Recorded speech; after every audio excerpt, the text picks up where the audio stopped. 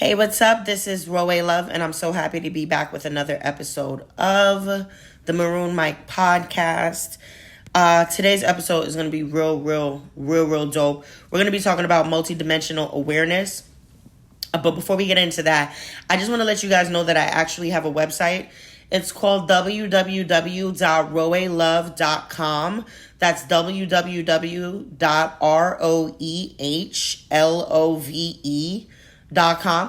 And this website has a collection of services as well as subscriptions that you can join if you're interested in, joining my community off of YouTube or joining my Patreon community. This is the website that you would basically go to find everything Roe Love. So make sure you tap in. Now, I want to talk about something that I have, right? It's called Multidimensional Awareness, and it works exactly the way it sounds. Now, for years, this is how I've been able to do these little so-called psychic readings, and I never really liked the woo-woo of it all, but when I was learning about the occult, the woo-woo was definitely the training wheels for many of my discoveries, and now I understand why the woo works the way that it does, and it's simply because of the quantum field. Now, I believed completely in the woo, and I still do. But when I discovered the quantum field, or when I better yet became aware of it again in this incarnation, I realized that all of the things that work in this matrix, in this realm, work because of belief, right? And by the way, did you know that every version of yourself exists now? And when you merge timelines, you kind of merge like a highway to the path that gets you where you're trying to go to. I want you guys to know that you're constantly shifting, and most of you don't even know it, but you really believe that life is happening to you, and in all actuality, you are the creator of your own life path, and therefore it's happening for you, not to you. You are not an innocent bystander. For some, this may be hard to comprehend, and I totally get that, but that's a part of the decolonization program and the alignment program. And you have to first process that you are embarking on a new truth and give yourself some time to actually decompress and adjust, or you'll drive yourself nuts. Now, I used to think that time was a straight road, okay? There was birth at one end and there was death on the other. And the world told me to keep my head down, move forward, stay in line. That was the programming, the colonial grid, so to speak. And the design that said there is one truth, one order, one approved rhythm for your becoming. Inaccurate. So I woke up one morning and the line was gone. It had melted into like a web of light. Threads looping, crossing, touching, and in that web, I could feel myself in 1,000 directions at once. And I realized I wasn't just on the path, I was the entire map. Now, multidimensional awareness is that remembering. It's the state where your consciousness perceives many versions of reality at the same time. It's not imagination. It's perception expanding past its old leash. Now, most people live as though the past chases them and the future taunts them. I don't. I stand in the center of all my timelines, watching them breathe. In one, I'm sitting here with this mic. In another, I'm in a quiet kitchen pouring tea. In another, I already made the move that future me was afraid to make. And each version hums on a different frequency, but all of them are me, and each one a proof of what I can choose next. Colonial thinking has trained us to see reality as property, something fixed, fenced, owned by institutions and their calendars. And they taught us to obey time instead of dance with it. But time isn't a master. It's clay, and awareness is the hand that shapes it. When I timeline jump, I'm not escaping, I'm reselecting, and my awareness locks onto a new probability field. Slightly different version of reality, and I begin to experience that one as my current life. Now, the shift is subtle, but you can feel the switch. The air changes, the light has a different tone, people respond with slightly different eyes, and you start noticing conversations that feel familiar but end differently. And that's the quantum slip. It happens when my energy signature matches the coordinates of another timeline. Now, colonial belief systems call that delusion or witchcraft because they couldn't regulate it. They could not understand it. They couldn't tax multidimensional freedom. So they rewrote reality as something external, something owned by their gods, guarded by their law, and managed by their clocks and their calendars, which is an entirely different conversation. We'll talk about the Gregorian calendar and the moon calendar, but not today. So reality isn't external, it's participatory. And every thought is an instrument tuning the field. Every emotion is a command code. When I raise my frequency, I don't need permission. Reality reorganizes to keep up. I'm the one driving the ship. Imagine holding like an old radio dial, right? You turn it slightly and the static dissolves into a new station. That's all timeline jumping is. It's a shift in resonance and like a new broadcast of self. You don't need rituals to beg for it. You need awareness to allow it, which gets into the law of allowance, which is another episode that we have to get into.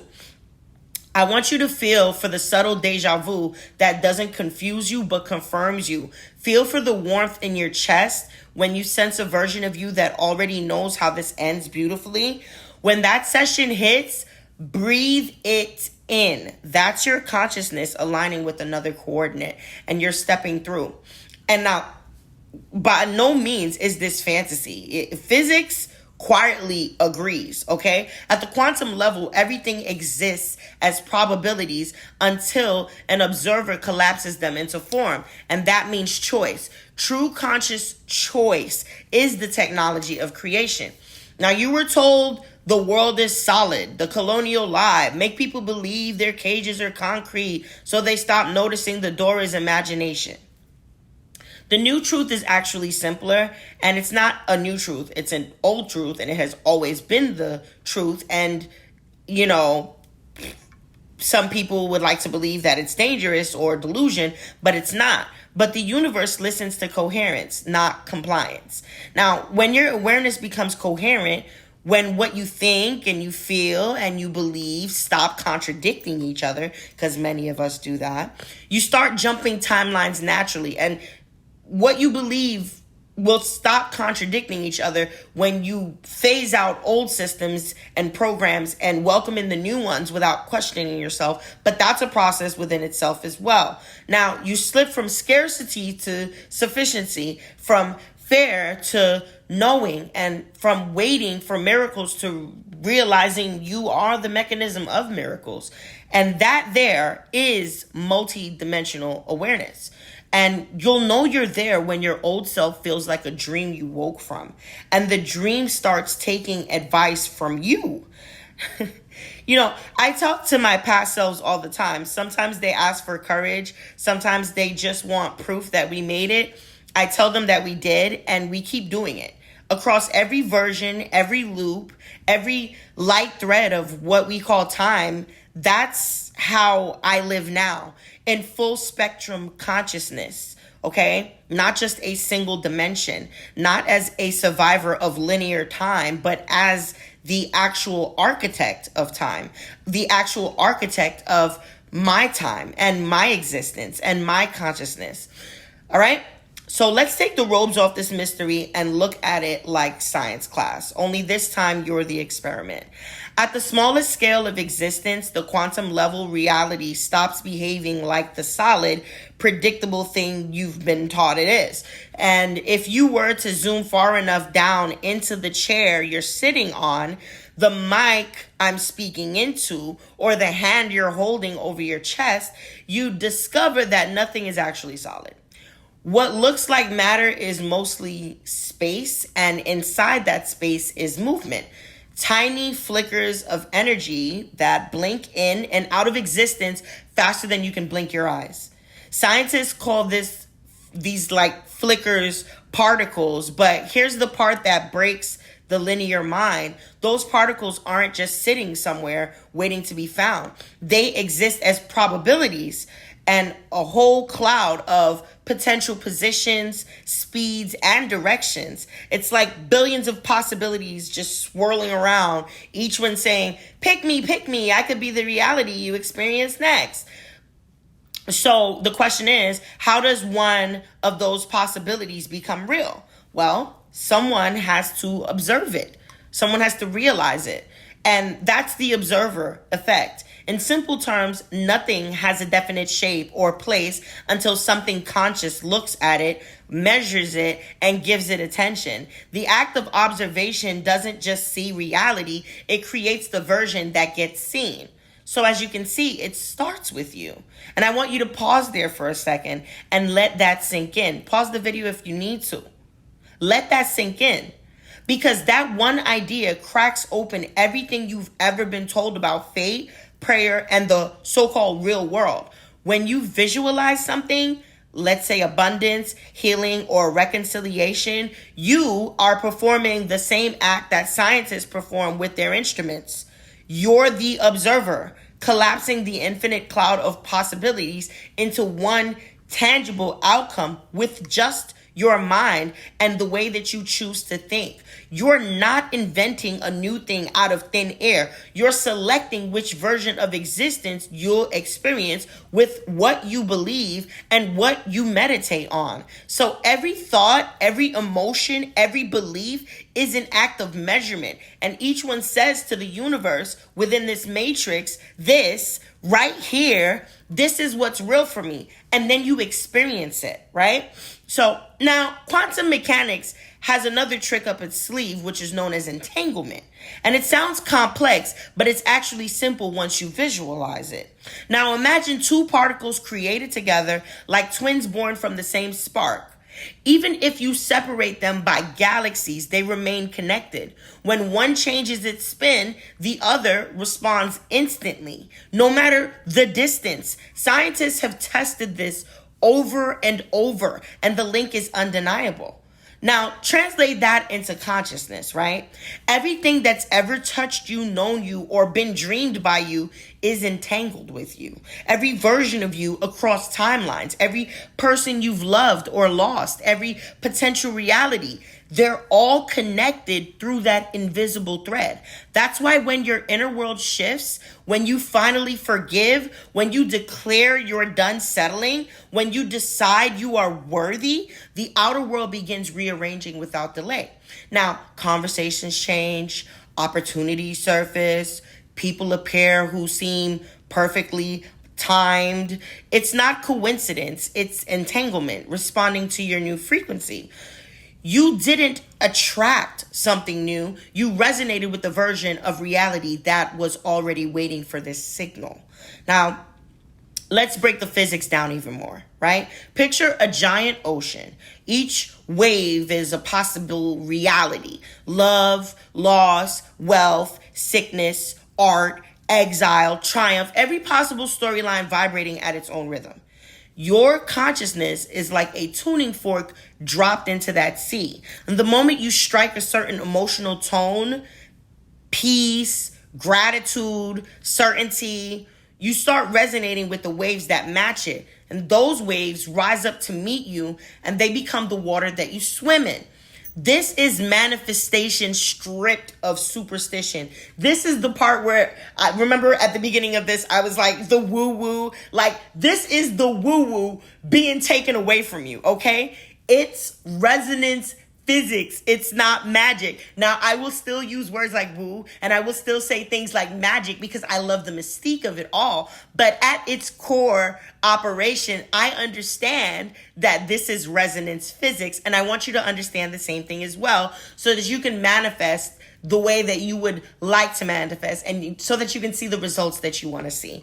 If you're able to understand, because I know that when I heard this for the first time, I didn't understand shit. It took me about 8 months, okay? Now, your thoughts set the frequency, your emotions power the signal, and your belief keeps the transmission steady long enough for reality to organize around it. It organizes around you and your mind and your intention and your frequency. It literally adjusts to you. But a lot of people have been programmed to adjust to everything around them. And that's so backwards, okay? That's why randomly wishing rarely works. Most people think one thing, but they feel another, and they believe something completely different. It's just not in alignment. And their signal flickers on and it flickers off. And so the field doesn't know what to stabilize or what to manifest, because when your inner state becomes coherent, mind, emotion, and belief humming on the same note, the universe has no choice but to reflect it back in its form, right? Or back as form. So the world doesn't grant your desire, it becomes it. It becomes it when everything is in alignment. Just like I said, you have to, your thoughts have to set the frequency. Your emotions have to power the signal. Your belief keeps the transmission steady long enough for reality to organize around it. This is the way that it is simply done, okay? Again, the world doesn't grant your desire, it becomes it. Now, here's the real alchemy. You never actually change the past. You merge with the version of you who already made the change. Now, think of timelines as like pages in a massive book, right? Every page already exists. You don't rewrite them. You simply turn to the one that holds the outcome you prefer, and the old page doesn't disappear. It just stops being the one you're reading. When that happens, the feeling is unmistakable. You'll feel that change. What used to seem far away suddenly all, just like feels obvious and easy and inevitable. And opportunities appear that you'd be chasing for years. People treat you differently, even though you never announced the thing. You're inside the new chapter, and it reads as if you had been there all along. And I first discovered this with a trip to fucking IHOP. Like, I went to IHOP, and they didn't have the strawberry cream cheese New York cheesecake pancakes that I love so much. And I got so upset, and I was like, what manager will put this on the menu, keep it on the menu, and not have a backup just in case they miss their truck day, which is what the waitress was telling me. And I was so upset. So anyway, we left. And that following morning, I was like, no fucking way. The truck doesn't come till Thursday. Go back there. And when we went there, it was like, it went from being like a dingy old rundown IHOP, I shit you not, with waitresses that didn't give a shit, to the most professional IHOP that was fully stocked. And listen, you can ask my husband. Like, it was crazy. I could not believe my own freaking eyes, okay? So again, when this happens, the feeling is unmistakable, and what used to seem far away suddenly feels obvious, easy, and inevitable, like I said, right? And that's the signature of a merge. That's what people call a miracle. But it's not supernatural the way that they explain it. It's just you operating consciously within the laws of quantum physics and quantum mechanics, okay? So if you take anything from this lesson, let it be this. You are not a beggar at the gates of creation. You are the observer, the tuner, the participant. The quantum field isn't separate from you. It is you vibrating at infinite speeds, waiting for your attention to give it structure. Now, every time you visualize, feel, and believe with clarity, you collapse another probability into form. That is manifestation, not magic tricks. Not woo-woo, not a wish list, not wishing upon a star, not hoping, not having faith, but the physics of consciousness selecting its own experience. It is a selection, it is a choice, it is a decision. Remember that. That's the science under the mysticism.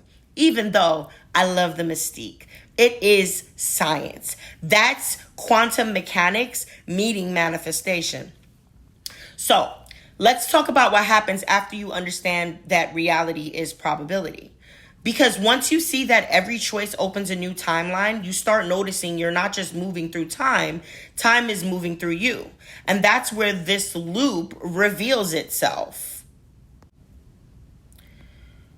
We think of time as a road. Yesterday behind, tomorrow ahead. Well, maybe you guys do, but I don't think of it that way anymore. But the deeper truth is that time folds, okay? It bends around gravity, emotion, and intention. Just like Einstein said, and just like Interstellar, okay, my fucking favorite movie, right next to The Lion King, showed us when Cooper fell into the black hole. Remember that scene?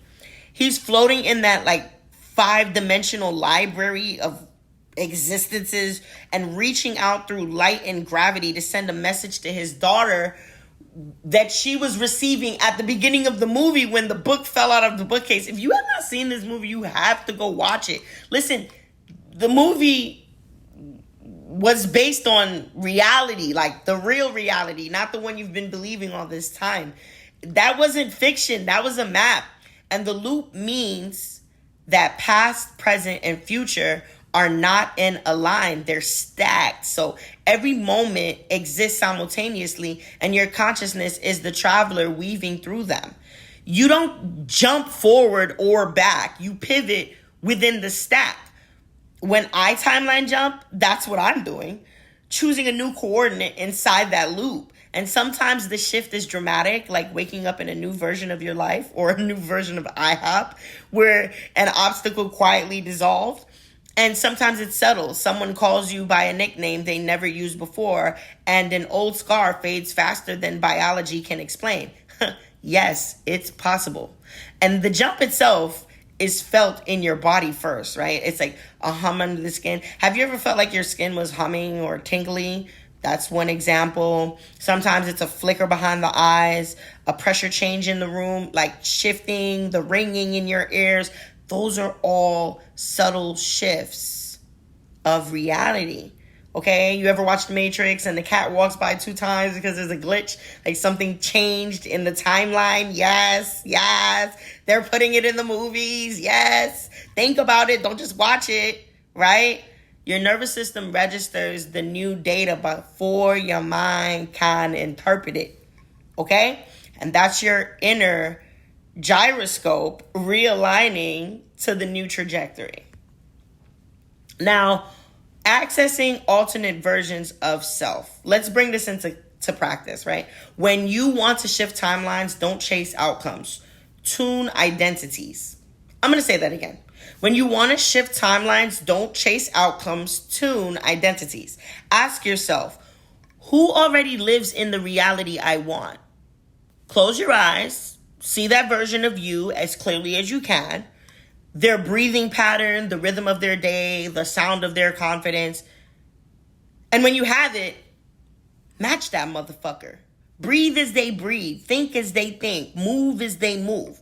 Because that will be you synchronizing data streams across the loop. That's how you merge like a highway, like I was mentioning at the beginning of this episode. Now, there's one method, right? I fucking love this method. And it's very subtle. I tell all my clients to do this, okay? Journaling. Yes. Journaling is another portal. And you need to journal and write as if that version of you is mentoring you. I've been doing this shit my whole life. Journaling. And I don't even do it on purpose. But when I discovered quantum mechanics and quantum manifestation, I was like, oh shit. I have always journaled like I'm talking to myself. Now, and this is where, when people call you crazy for talking to yourself, don't fucking do that shit. Do it. Because it's you coaching the older version or another. I don't want to say older because it's not about time. But it's like you coaching the version of you that's in transition, that's synchronizing to the version of you that you have chosen. Okay? You say things in the journal like, here's how I handled it. Here's what finally made sense. That's not a fantasy. It's feedback signal traveling across dimensions. The same way Cooper knocked books from a shelf to give his daughter, like he was like, stop me. Don't let me go. Don't let me go.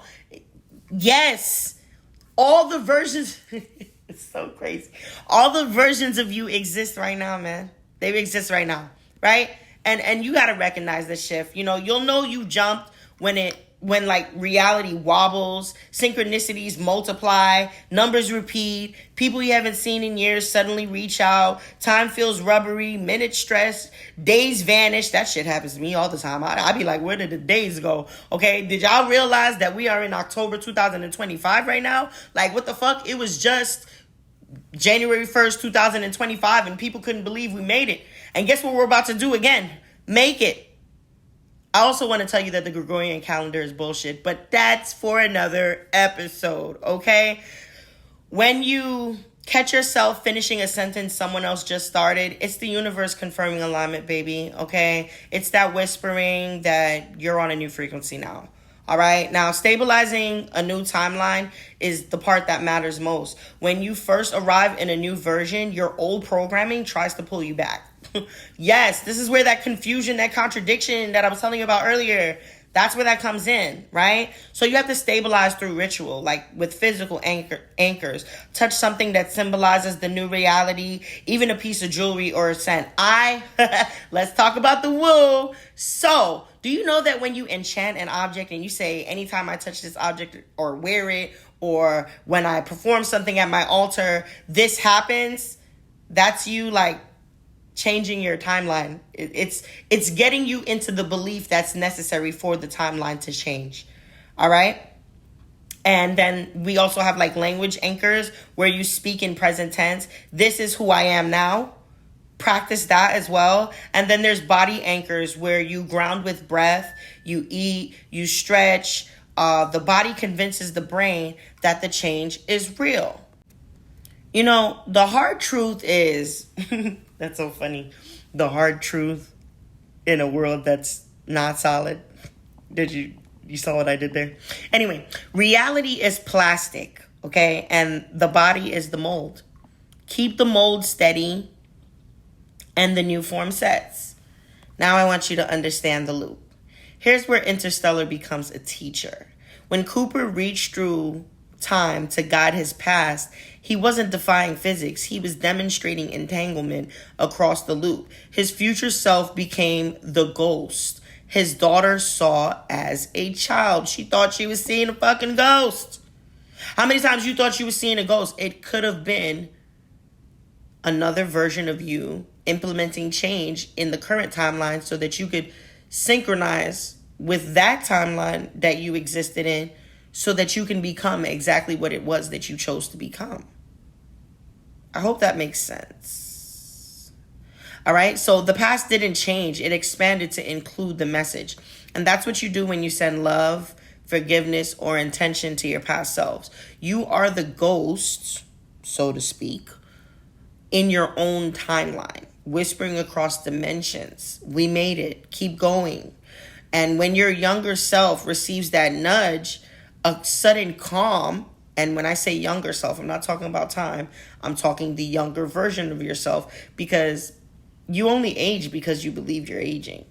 You know, the you that you were yesterday is not the you that you are today. It's an older version, because time is also a construct of belief. And so you are constantly creating an older version of yourself. And that is why it comes off as linear, but it's really cyclical. That's something I'll get into another time as well. I'm always coming up with these side thoughts. But yeah, when your younger self receives that nudge, a sudden calm, a strange intuition, things like that, that's the loop completing itself, okay? We're not trapped in the loop. We compose it. Every jump writes new music into the spiral, and the universe listens, adjusts, and plays it back as synchronicity. Now, there are a few things that I want you to remember before I close out, okay? Time is not a cage, it's a chorus. Every version of you is a note already vibrating in the field. When you align your awareness, you don't escape the song, you sing harmony with it. That's the timeline jump. That's the loop in motion. And if Interstellar taught us anything, y'all gotta go watch that movie if you haven't. And if you have, watch it again. Because if it hasn't taught us anything, or if it has taught us anything, I should say, it is this. Love and intention are the gravity that bends time. You are that gravity. When you start to live like this, aware of loops, jumps, and alternate selves, it's easy to feel split. One part of you still has to answer emails, make food, pay bills. Another part of you keeps watching the sky bend. And integration is the art of letting both be true without collapsing each other. Okay? Now, we're going to go through a few points. Okay? Number 1, the human as an instrument. Think of yourself as a 3-layer device: body, mind, and field. The body grounds the current timeline. It's your anchor to gravity and rhythm. The mind interprets the data stream, translating vibration into meaning. The field, your energy body, is the signal tower that broadcasts which version of reality loads next. When the signal gets too strong without grounding, people drift into fantasy or burn out. When the body dominates, the signal dulls and life feels flat. Integration is keeping all 3 tuned. No one louder than the rest. They must be balanced. And here's a practical check-in that you can perform on a daily basis or even an hourly basis, okay? Ask yourself throughout the day, which layer is driving right now? If your mind is racing, drop into breath. If your body feels heavy, move around. If your energy feels scattered, simplify the scene. Dim the lights, play some slow music, and focus on one thing at a time. Number 2, identity as a fluid coordinate. Colonial conditioning taught us to think identity is a cage, a name, a job, a gender, a role. Multidimensional awareness reveals identity as a coordinate. Sorry about that. That was my alarm going off. It's a location that you occupy within the infinite map of selfhood. You can shift coordinates without betraying authenticity, just as you can walk from one room to another and still be you. When I merge with the new timeline, I let identity update naturally.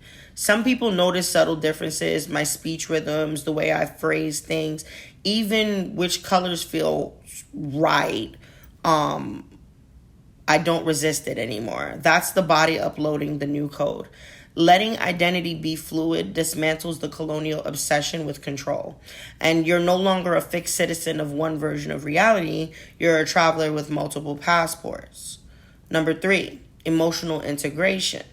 Now, every jump brings data from other selves, like memories, moods, fragments of futures. Without integration, those fragments feel like anxiety. With awareness, they become intelligence. And here's how you process them. A, witness, don't label.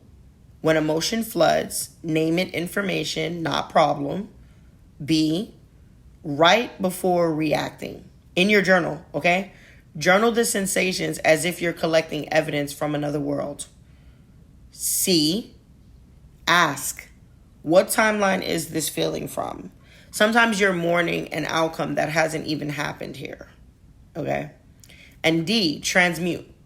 Breathe the energy up the spine, exhale it through sound or movement. And emotion completes its circuit when it's expressed. And that's emotional physics. Charge must move or it implodes. Number 4, relationship integration. When you change, your relationships either stretch to meet you or dissolve. Don't panic when dynamics shift.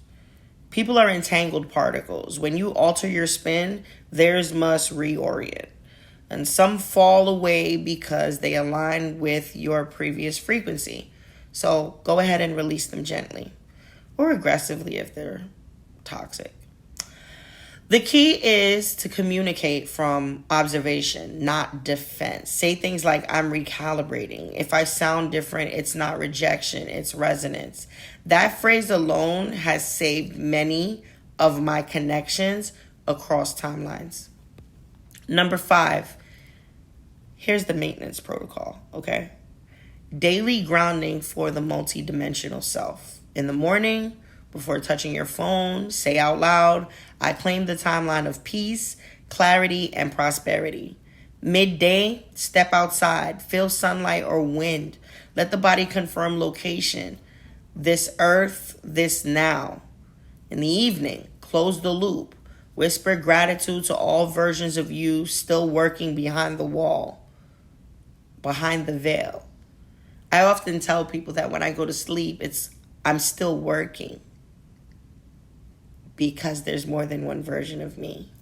And all the versions don't go to bed at the same time, okay? Like in the famous words of Happy Hour, it's 5:00 somewhere, okay, baby? So it's someone awake, one version of yourself awake somewhere while the other sleeps. All right? And these acts aren't superstition. They're synchronization points, tiny rituals that prevent fragmentation, okay? Number 6, living openly without disassociation. Living openly without dissociation. The danger of awakening is believing this world no longer matters. Okay? Be careful. That's an ego trick disguised as enlightenment. And the goal isn't to escape the matrix, it's to reprogram it from inside. Okay? So eat real food, touch real people, pay real attention. Grounded mysticism is the only sustainable mysticism. Don't get carried away. Don't throw the baby out with the bathwater. If you can't laugh, cry, and pay a bill in the same day, you're not integrated. You're orbiting denial. Okay? Integration means letting transcendence wear sneakers. Stay grounded, baby. Number 7, closing transmission. Lower voice, slower cadence. These are all how you will close your transmission, okay? At the end of the day, all right? Now, we are not separate lives spread across time. I want to make that clear. We are one consciousness tasting itself in different temperatures. And the timeline loop isn't a prison, it's a spiral staircase, and you rise by remembering. Every time you choose awareness over fear, you rewrite the algorithm that colonialism installed. Every breath in alignment sends a ripple across the loop, blessing your past and fortifying your future. So live fully here, now, while knowing here and now are relative terms. And be the scientist and the spirit. Be the proof and the mystery. Because integration isn't the end of journey. It's the moment you realize the journey was always inside you. You've just walked through an hour of mirrors, each one showing you another face of truth. The science, the mysticism, the timelines, the loops, all of it folds back into one point: awareness. Everything begins and ends there. We're told consciousness is a byproduct of biology. But look closer. Consciousness is the architect and biology is its artifact. Okay? Blah. I get my tongue tied sometimes. The field thinks, then the form follows. All right? You are that field, constantly sketching, erasing, redrawing existence with every observation and decision. So pause, take a slow breath in. That inhale is a download from infinity. That exhale is your signature, proof you were here. Now, picture the loop again. The spiral of your lives, each version of you walking upward through time. Every turn of that spiral is lined with choices. Moments when you believed or doubted, stayed or leapt. You can send light through that coil at will. And you can bless the version who doubted, thank the one who leapt, and integrate them both into this breath. That's how the architect repairs their own building. By turning compassion into geometry. I don't know if you guys know about sacred geometry, but we're going to talk about that one day. The colonial illusion taught us to fear our own power, to outsource it to priests and governments and gods with other names. But power was never the problem. Disconnection was. And the moment you remember that every cell hums with the same code that spins galaxies, you stop asking permission and you start designing. And design doesn't mean controlling. It means collaborating with the field, composing with it. You whisper intention and the universe rearranges its scaffolding around your tone. That's what manifestation truly is. Not a wish list to the cosmos, but a conversation between equals. So here's how we end this. By collapsing into one frequency. Say this. I am the observer and the observed. I am the wave and the witness. I am the architect inside the loop. Say it aloud, slowly. Feel the echo move through your chest. That vibration is the new baseline reality forming around you. And from this point forward, nothing you create will come from desperation. It will come from coherence. Nothing you lose will mean absence. It will mean alignment. And every time you feel yourself fracturing across timelines, remember, fractals aren't broken. They're repeating perfection at different scales. Welcome to Multidimensional Awareness. Welcome home to the version of you who never forgot. This is your girl, Roe, and I'm signing off. I hope this episode was able to let you think and process. And until next time, peace.